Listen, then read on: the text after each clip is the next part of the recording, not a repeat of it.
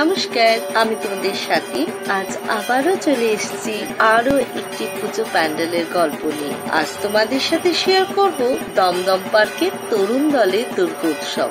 এটি 48তম বর্ষের দুর্গাপুজো। আর এবারে ওদের থিম ছিল ছাপ, যার মানে হচ্ছে সাইন।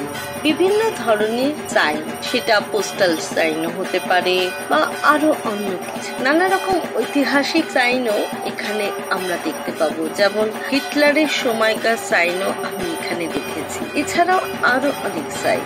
তো চলো তোমাদের সাথে শেয়ার করে নিই দমদম পার্কে তরুণ দলের দুর্গাপুজো। জানো তো, আমরা যখন এই পুজো প্যান্ডেলটা দেখতে গিয়েছিলাম তখন বাজে রাত্রির 2:30। প্রচুর ভিড় ছিল, তবে লাইন ছিল স্মুথ। খুব দ্রুত গতিতেই লাইন এগিয়েছে। ভলেন্টিয়ার্সরা খুব ভালোভাবেই কাজ করেছে, আর পুলিশি ব্যবস্থাও ছিল খুব কড়া, যার ফলে খুব একটা অসুবিধা আমাদের এখানে হয়নি।